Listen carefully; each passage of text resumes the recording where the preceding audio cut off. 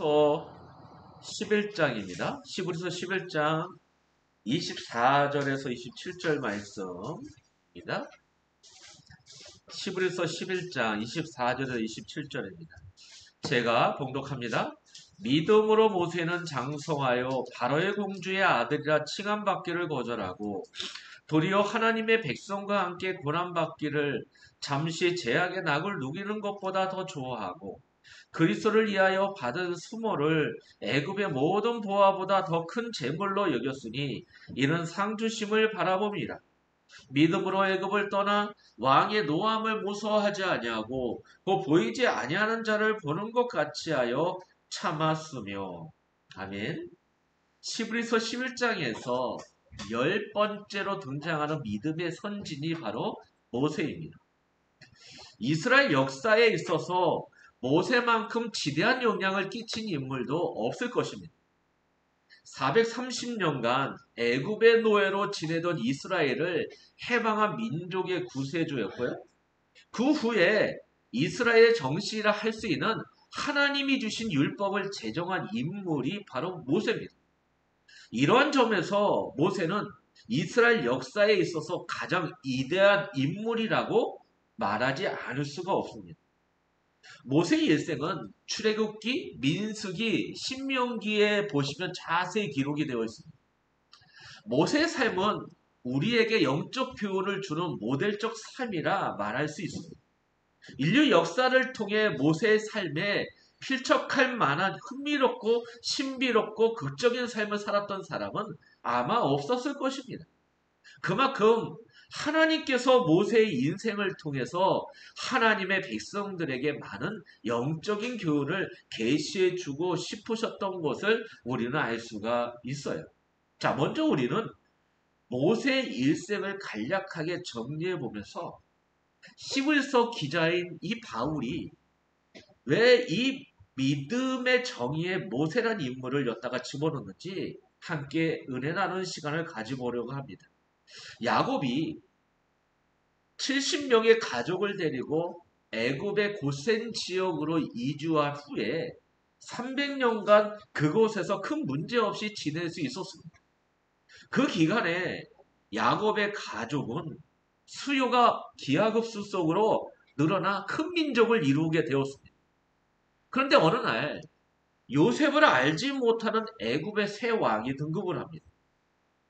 바로는 이렇게 강성해지는 이스라엘을 이대로 내버려 두었다가 나중에 큰 후환거리가 될 것을 두려워하여 이들을 노예로 삼아버립니다. 이집트에서는 갑작스럽게 엄청난 수요의 공짜 노동력을 얻게 된 것입니다. 이스라엘 민족이 기하급수적으로 늘어나므로 감당할 수가 없게 되자 태어나는 아이들 가운데 남자 아이들을 모두 죽여버리는 전무후무한 일까지 벌어집니다. 그러나 이 모든 일은 애굽에 거주하고 있던 이스라엘을 다시 약속의 땅으로 돌아가게 하려는 하나님의 섭리하에 벌어진 일이라는 겁니다. 자, 우리 한번 창세기 15장 볼까요? 자, 왜 그러냐? 전부 다 하나님의 언약 속에서 일어난 일이라는 거죠. 15장 13절에서 16절에 보시면 아브라함에게 주신 언약 그대로 아브라함의 후손 이스라엘에게 그대로 이루어지는 겁니다. 자, 13절에서 16절입니다. 자, 보시면 여호와께서 아브라함에게 이르시되 너는 반드시 알라.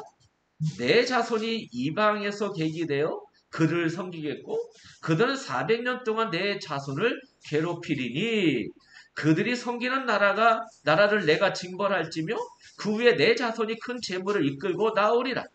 너는 장수하다가 평안히 조상에게도 돌아가 장사될 것이요 내 자손은 4대 만에 이 땅에 돌아오리니 이는 아모리 족속의 제약이 아직 가득 차지 아니함이라 하시더라. 바로 아브라함이 주신 이 언약대로 어떻게 해요? 이스라엘 민족은 그렇게 살아가는 겁니다. 자, 이스라엘은 애굽에서 아무 일 없이 편하게 지내는 일을 소망하며 살았을 것입니다. 그러나 하나님의 뜻은 그들이 애굽에서 편히 지내는 것이 아니었습니다. 하나님은 그들을 애굽의 노예가 되게 하셨다가 하나님의 능력으로 그곳에서 나와 하나님의 약속의 땅으로 돌아가게 하는 계획을 오래전부터 갖고 계신 것이었습니다. 모세는 하나님의 이러한 섭리 가운데 바로 그때 태어납니다. 남자 아이였기에 나일강에 던져져야 했지만 그의 부모가 그를 3개월 동안 숨겨두었죠. 자, 출애굽기 2장 볼까요? 자, 출애굽기 2장을 보시면 자, 모세 출생에 대한 이야기가 나옵니다. 그 여자가 임신하여 아들을 낳으니 그가 잘생긴 것을 보고 석 달 동안 그를 숨겼으나 자, 우리가 저번 주에 이 잘생김을 어떻게 이해했죠, 여러분? 예, 뭘로요, 여러분? 아름다움으로 표현했습니다. 뭡니까? 언약이죠. 예. 그냥 그의 부모는 그 언약에 따라 그 아이를 어떻게 해요? 숨겨뒀다는 겁니다. 자, 그리고 더 이상 숨길 수가 없어요. 예. 없어? 모세를 어디에다가요? 갈대 상자에다가. 예. 여러분, 이 갈대 상자는 뭐를 상징합니까? 방주를 의미합니다. 그쵸? 갈대 상자에 담아서 나일강 강가 갈대 사이에 두고 모세의 누이가 그 뒤를 따라가게 하죠. 3절 볼까요? 더 숨길 수 없게 되매 그를 위하여 갈대 상자를 가져다가 역청과 나무질을 칠하고 아기를 거기 담아 나일과 강가 갈대 사이에 두고 이렇게 모세의 부모는 모세의 운명을 누구께 맡긴 거예요? 하나님께 그대로 맡긴 겁니다. 바로 그때 나일 강가에서 목욕을 하고 있던 바로의 땅이 갈대 상자를 발견합니다. 그리고 그 안에서 울고 있는 아이를 보고는 불쌍한 마음이 들게 되죠. 이때 모세의 루이가 바로의 딸에게 모세의 어머니를 그 아이의 유모로 추천합니다. 바로의 딸은 이를 기뻐하여 그 아이가 젖을 뗄 때까지 그 아이에게 맡기고 양육비까지 줍니다. 모세의 어머니 요게벳은 자기 아이를 한 3년, 4년 정도 젖을 먹이면서 키운 후에 다시 바로의 딸에게 되돌려줍니다. 그 공주의 아이를 그 공주는 그 아이를 받아 친자식으로 키우게 되죠.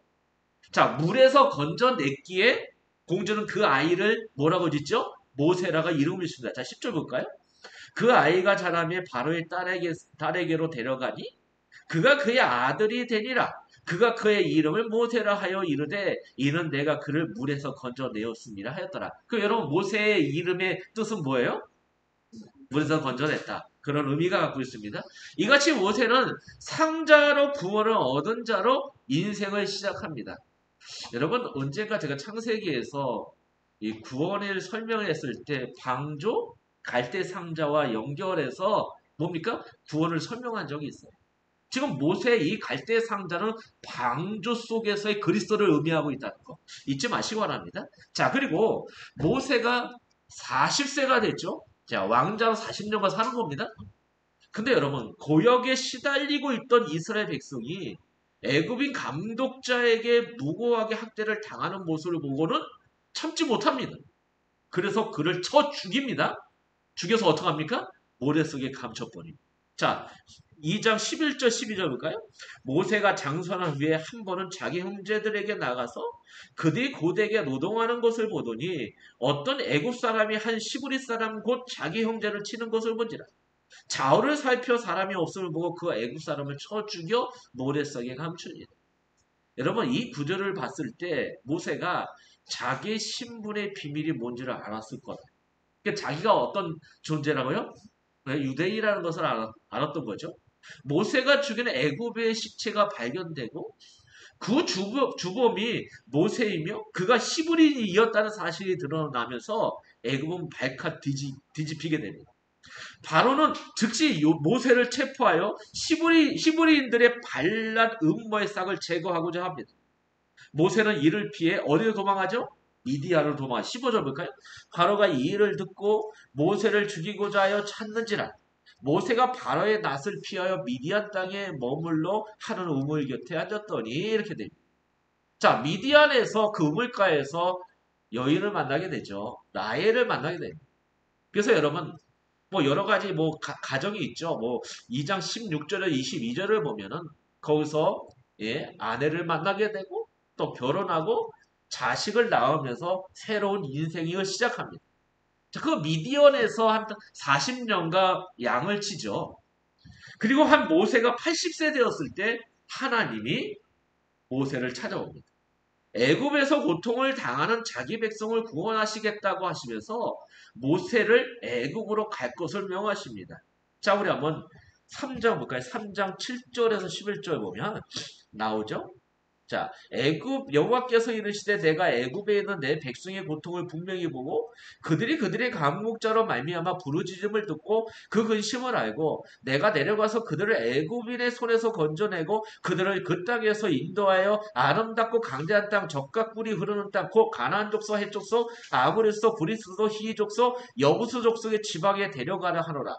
이제 가라 이스라엘 자손의 부르짖음이 내게 달하고 애국 사람이 그들을 괴롭히는 학대도 내가 보였나니 이제 내가 너를 바로에게 보내어 너에게 내 백성 이스라엘 자손을 애굽에서 인도하여 내게 하라. 자, 모세는 5번이나 하나님 명령을 거부합니다. 아예 안 됩니다. 핑계대죠. 싫습니다. 못 갑니다. 예. 그러나 결국 하나님께 굴복하여 애굽으로 갑니다. 예. 그리고 바로 앞에 나아가 하나님의 백성을 보낼 것을 요구하죠. 자, 출애굽기 5장 볼까요? 5장 1절을 보면 그 후에 모세가 아론이 바로에게 가서 이르되 이스라엘의 하나님 여호와께서 이렇게 말씀하시기를 내 백성을 보내라 그러면 그들이 강에서 내 앞에 절기를 지킬 것이라 하셨나니. 자, 이렇게 갑작스럽게 모세의 등장과 그의 황당한 요구에 바로는 이스라엘 백성들의 길을 꺾어 놓기에 재료를 주지 않은 채 벽들을 만들 것을 명합니다. 모세에게 한 가닥 희망을 가졌다가 오히려 더 큰 고통에 직면하게 된 이스라엘 백성들은 모세를 엉망하기 시작하죠. 여러분 20절 볼까요? 20절에서 21절.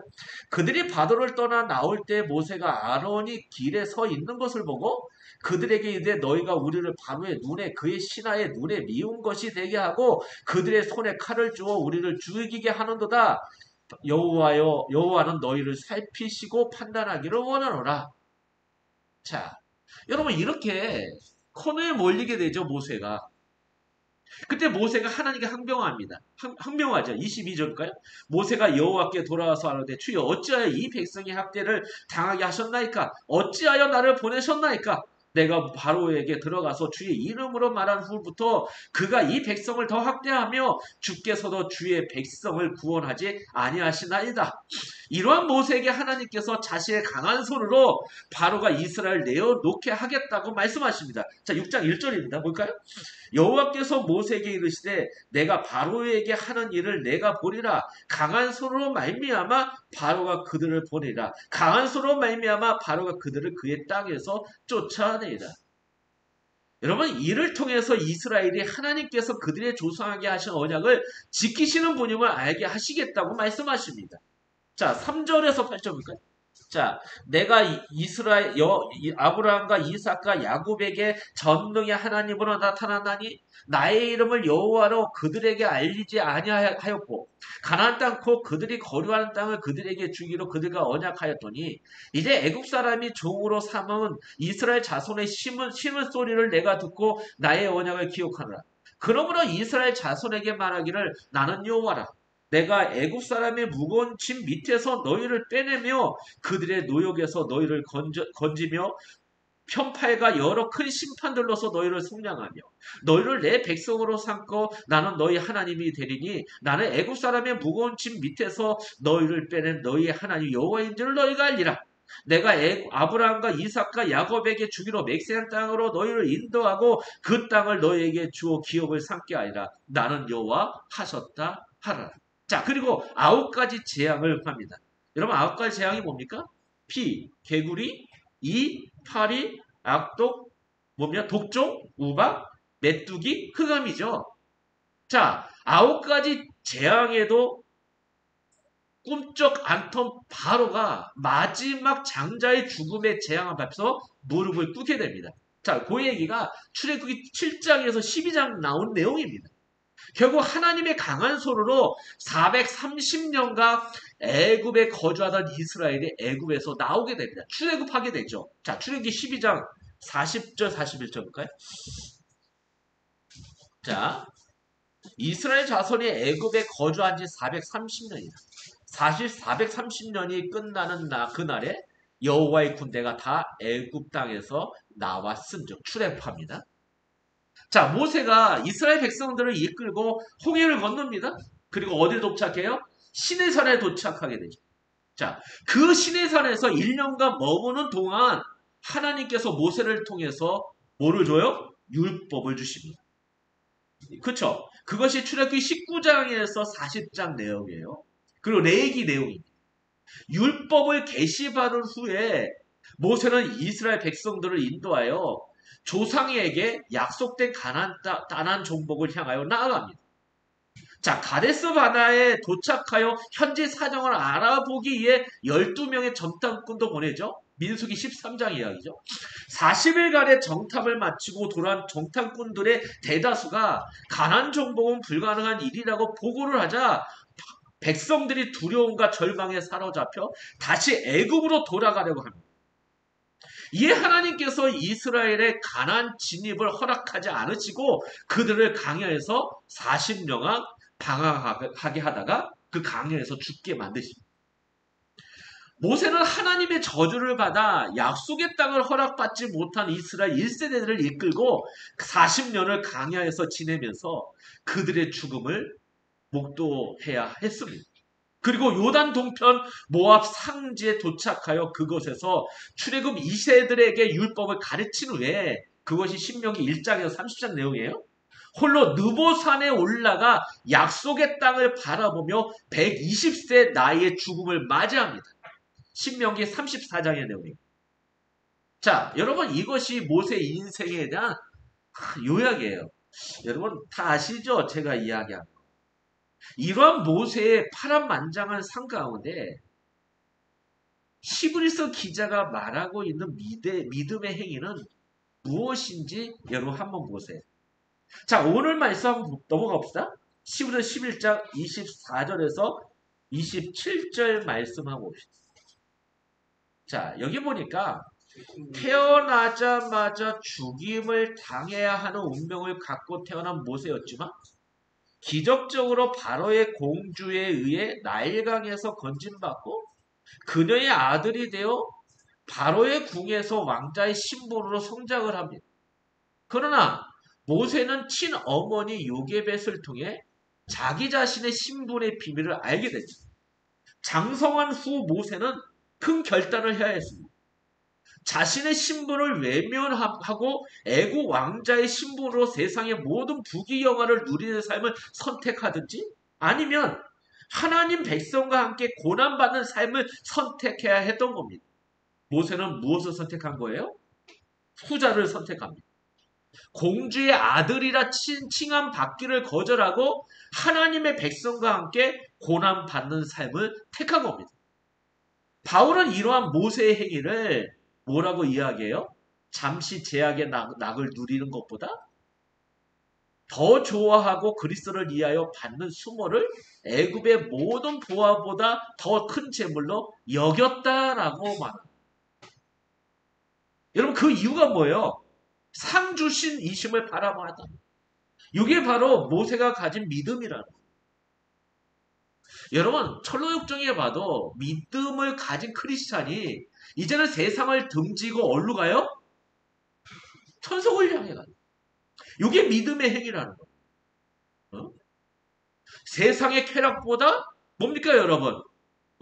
하나님의 언약을 붙들고 있는 그 고난을 더 가치 있게 여겼다는 거죠.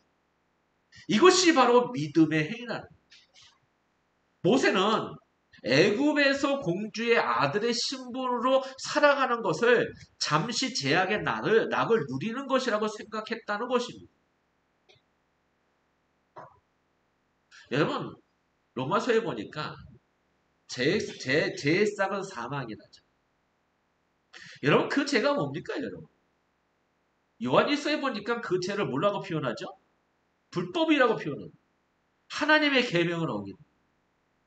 왜 하나님의 계명을 어길까요?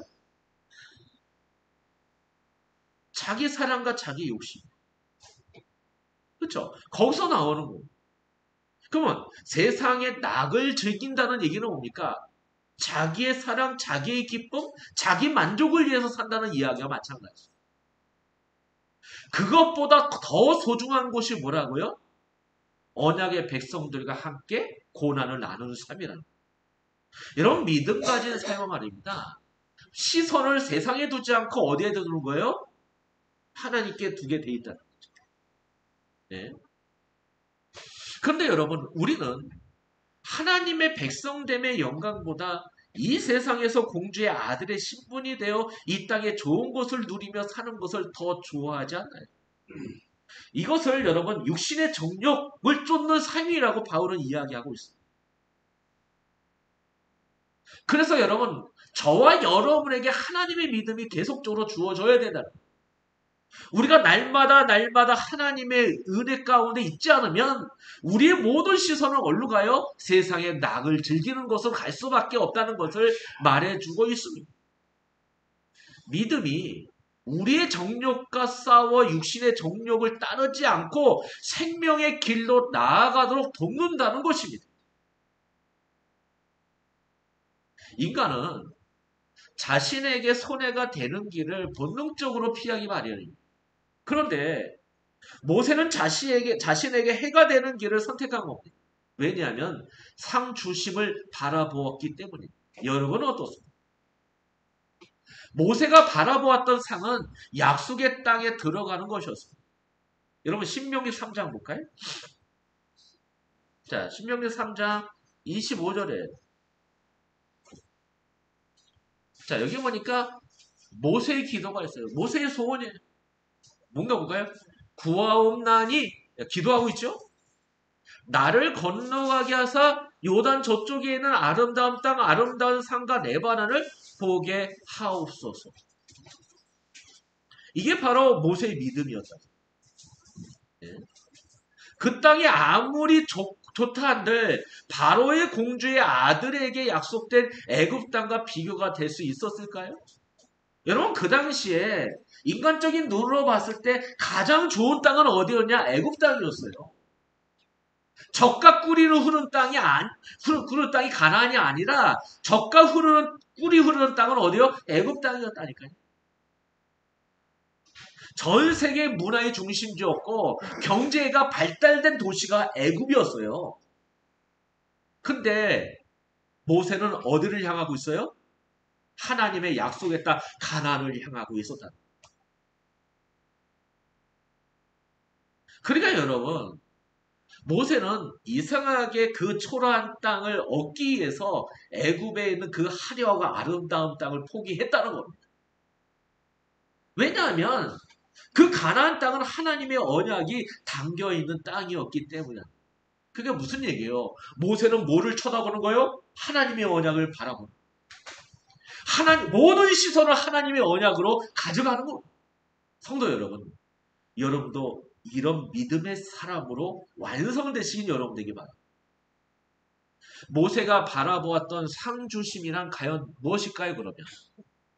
모세가 바라보았던 그 땅은 하나님께서 그의 조상들에게 약속하신 땅이었습니다. 그 땅은 생명의 땅입니다.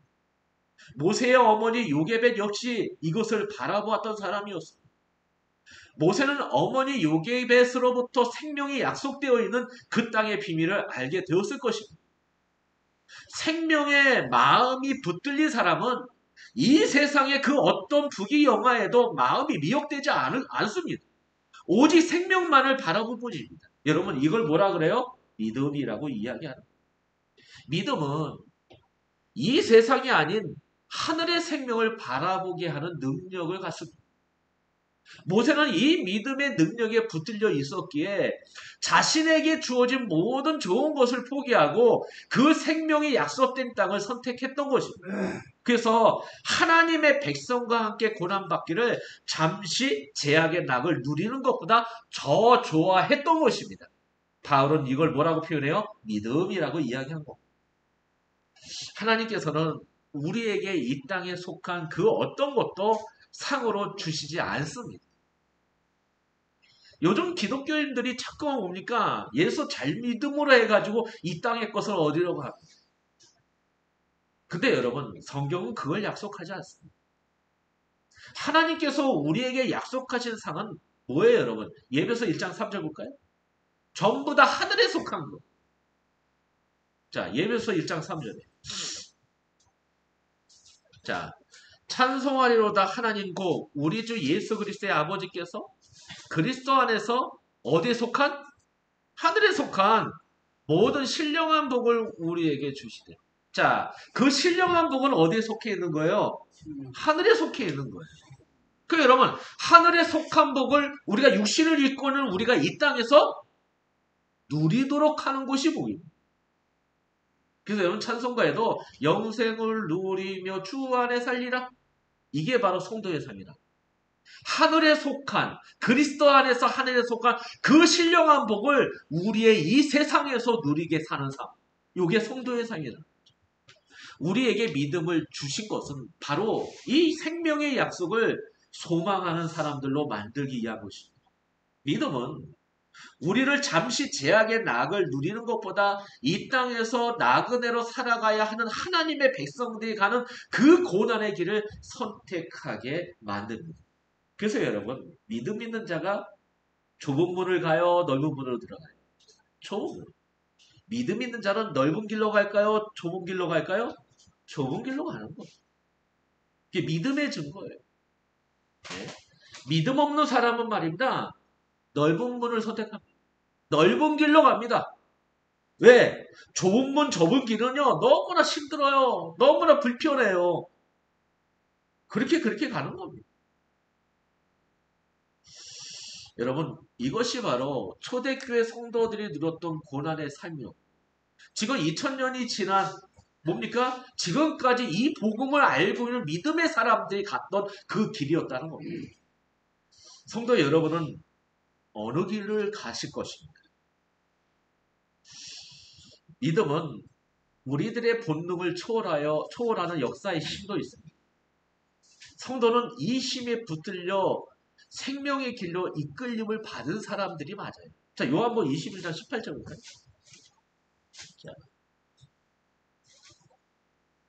자, 요한복음 21장 18절. 자, 이게 보면 내가 진실로 내게 이르노니 내가 젊어서 스스로 띠띠고 원하는 곳을 다녔거니와 늙어서 내 팔을 벌리니 남이 내게 띠띠고 원하지 않는 곳을 데려가자. 이게 성도예요. 네. 여러분, 내가 원하지 않는 거, 지금 여기서 내가 원하는 게 뭐예요? 지금 여기는 옛사람을 얘기하는 거, 육신적, 정욕적인 것을 얘기하는 거예요. 인간은요, 자기의 육신의 소망, 정욕적인 것을 계속 원해요. 근데 여러분, 믿음이 개입되니까 어떻게 해요? 원하지 않는 거. 여기서 내가 원하지 않는 게 뭡니까? 하나님이 원하는 것으로 나를 끌고 간다는 거죠. 여기서 여기 띠가 뭐라고 그랬어? 띠? 진리입니다. 진리. 그 진리가, 그 생명이 나를 하나님이 원하시는 곳으로 끌고 가는 것. 이게 바로 믿음이라. 여러분, 이러한 믿음이 없다면 우리들 가운데 그 누구도 바로의 공주의 아들의 신분을 포기할 사람은 아무도 없어요. 하는 겁니다. 여러분, 룻기 한번 볼까요? 룻기? 자, 룻기도 같은 고백을 한 거예요. 자, 어머니 나오미를 따라간 룻기의 신앙 고백. 자, 룻기 4장 볼까요? 룻기 4장?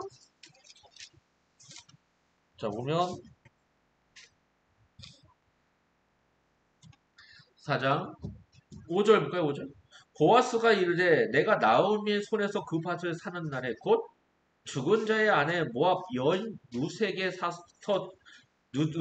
사서 그 죽은 자의 기업을 그의 이름으로 세워야 할지니라 하니 그 기업 물을 자가 이르되 나는 내 기업에 손해가 있을까 하여 나를 위하여 부르지 못하노니 내가 물을 것을 내가 물으리라 나는 물으지 못하게 하노라 하는지라. 제가 찾고 싶은 게 요 구절이 아닌데? 자,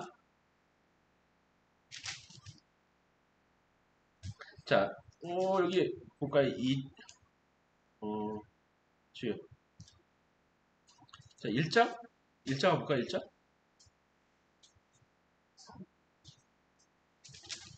자, 16절입니다. 16절. 롯이 내가 어머니를 떠나 어머니를 따르지 말고 돌아가라. 강건하지 마옵소. 어머니께서 가시는 곳에 나도 가고 어머니께서 머무르시는 곳에 나도 머물겠나이다. 어머니의 백성이 나의 백성이 되고 어머니의 하나님이 나의 하나님이 되시리라. 자, 여러분 이거 어떤 고백이에요? 믿음의 고백이에요. 그냥 믿음 가진 자가 이 길을 간다는 거예요. 이 길을 가는 겁니다. 네. 여러분 내일 앞을 알 수 없는 그 길을 어머니를 쫓아가는 거예요. 그것이 바로 믿음의 길, 고난의 길이라는 것을 이야기하고 있는 거예요. 성도는 바로 그 길을 가는 거예요. 왜요? 믿음이 주었기 때문에. 그러니까 하늘의 부르심에 응하여 그 고난의 길을 걸어갈 수 있는 것이 바로 믿음이라는 거죠. 자, 우리 한 군데 더 보고 마칠까요? 베드로전서 1장. 자, 여기 보면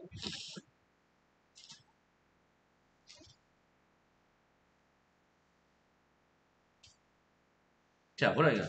너희는 말세에 나타내기로 예비하신 구원을 얻기 위하여 믿음으로 말미암아 하나님의 능력으로 보호하심을 받았느니라. 자, 여기 보니까 중요한 단어예요. 믿음으로 말미암아. 자, 여기서 믿음으로라는 것은 누구의 믿음을 얘기하는 거죠? 하나님의 믿음으로 말미암아 하나님의 능력으로 보호하심을 받는 거예요. 바로 그겁니다. 자, 그러므로 너희가 이제 여러 가지 시험으로 말미암아 잠깐 근신하게 되지 않을 수 없으나 오히려 크게 기뻐하는더라. 그렇죠, 여러분? 우리의 육신의 연약함은요, 여러 가지 문제 속에 있어서 흔들릴 수가 있어요. 근데 나중에 어떻게 된다고요? 기쁨으로 바뀐다는 겁니다. 그거예요. 너희 믿음의 확실함은 불러 연단하여. 자, 여기서의 믿음은 어떤 믿음이에요? 너희 믿음이니까 우리의 믿음이에요. 그러니까 여러분 5절에서는 누구예요? 하나님의 믿음이 그를 보호하고 이끌어가는데 이제는 그 믿음을 받은 그 믿음이 어떻게 돼요? 불러 연단하여도 없어질 금보다 더 귀하다는 거죠. 예수 그리스도께서 나타나실 때 칭찬과 영광과 존귀를 얻게 할 것이다. 예수를 너희가 보지 못하였으나 사랑하는다. 이제는 보지 못하나 믿고 말할 수 없는 영광스러운 즐거움으로 기뻐하나니. 이제는 여러분 보지 않고도 믿는다는 거죠. 안 봐도 믿어진다는 거예요. 믿음의 결국 그 영혼의 구원을 받음이라. 여러분 이것이 바로 믿음이에요. 믿음은 바로 우리를 이렇게 이끌어가는 힘이 있다는 것을 여러분 놓치지 않는 여러분에게 축원드리겠습니다. 그래서 여러분 계속 우리가 믿음이 무엇인가를 믿음의 선진들의 예를 통해서 우리가 확인하고 있어요. 여러분 믿음을 잘 정리하셔서 믿음 가진 여러분 믿음의 삶을 날마다 회복하시는 여러분에게 축원드리겠습니다. 기도합시다. 하나님 아버지께 감사합니다. 믿음을 통해서 우리를 이끌어가 믿음의 사람으로 만들어주시고 하나님의 언약을 가지고 이 땅을 살아갈 수 있도록 인도하신 은혜 감사합니다. 하나님의 뜻이 이루어지고 하나님의 계획하심이 성취되어지는 은혜 사람들 될 수 있도록 주께서 우리를 붙잡아 주시고 인도하여 주시옵소서. 예수 그리스도 이름으로 기도드렸습니다. 아멘.